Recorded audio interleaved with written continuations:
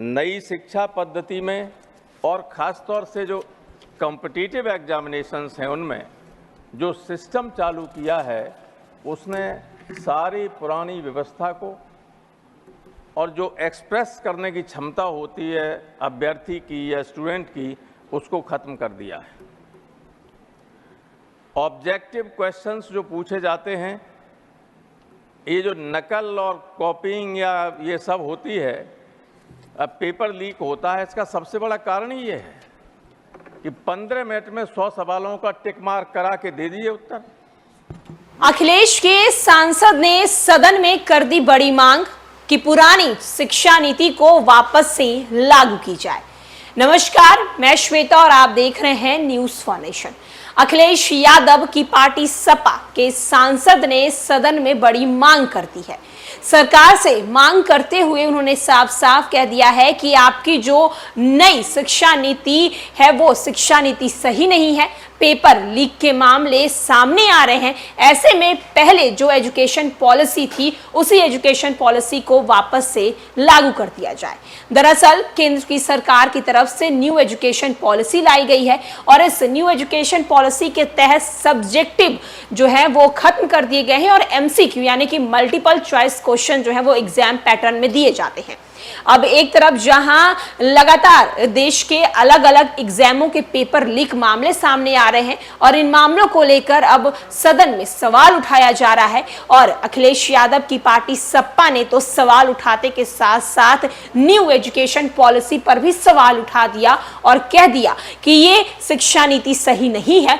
पुरानी शिक्षा नीति जो थी वही शिक्षा नीति सही थी और उसे ही वापस लागू किया जाए। क्या कुछ सदन में बोल रहे हैं अखिलेश के सांसद, चलिए सुनवाते हैं उनकी पूरी बात। गंभीर मामला है। शिक्षा का उद्देश्य व्यक्ति के संपूर्ण व्यक्तित्व के विकास से जुड़ा होता है और जो पैटर्न हमारे यहाँ पहले चल रहा था उसने इस देश को बहुत बड़े शिक्षाविद, एडवोकेट्स, साइंटिस्ट दिए, लेकिन नई शिक्षा पद्धति में और ख़ास तौर से जो कॉम्पिटिटिव एग्जामिनेशंस हैं उनमें जो सिस्टम चालू किया है उसने सारी पुरानी व्यवस्था को और जो एक्सप्रेस करने की क्षमता होती है अभ्यर्थी की या स्टूडेंट की उसको ख़त्म कर दिया है। ऑब्जेक्टिव क्वेश्चंस जो पूछे जाते हैं, ये जो नकल और कॉपीइंग या ये सब होती है, अब पेपर लीक होता है, इसका सबसे बड़ा कारण ही ये है कि 15 मिनट में 100 सवालों का टिक मार्क करा के दे दिए उत्तर। लीक हो गया। आप जब पढ़ते थे तो कम से कम 200-250 शब्दों में किसी सवाल का जवाब देना होता था, उससे ज़्यादा भी। उसमें पूरा एक एक्सप्रेशन की क्षमता डेवलप होती थी अभ्यर्थियों में, स्टूडेंट्स में और शिक्षा पद्धति में। वो सब खत्म हो गई। आईएएस सिलेक्ट हो जाता लड़का आके, सेक्रेटरी कहता है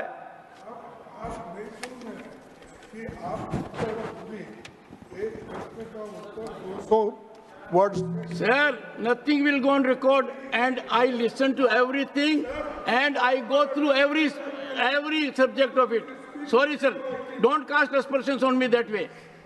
You are saying I am not listening.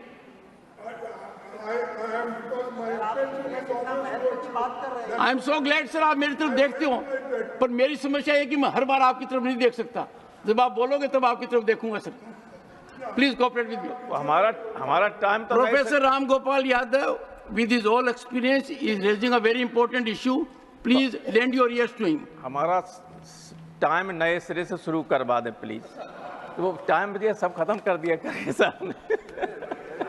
तो मैं ये कह रहा था कि सर आईएएस में सिलेक्ट होके आ जाता है, सेक्रेटरी उससे कहता है, मान लो डायरेक्टर होके आया, सेक्रेटरी कहता है कि एक लेटर जाना है, उसे उसका ड्राफ्ट बना के ले आओ।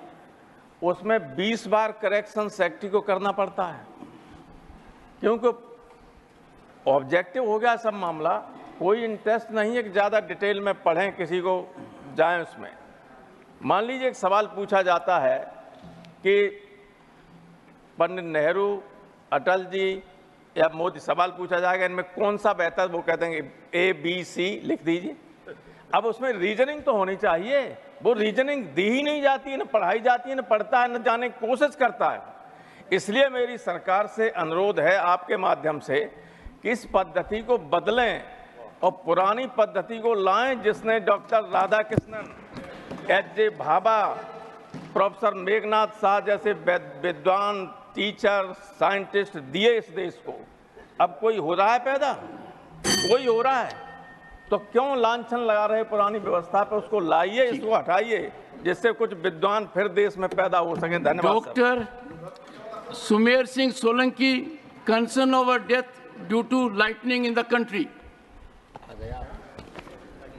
धन्यवाद माननीय। पनोरमा ग्रुप, जो सोचता है वो करता है।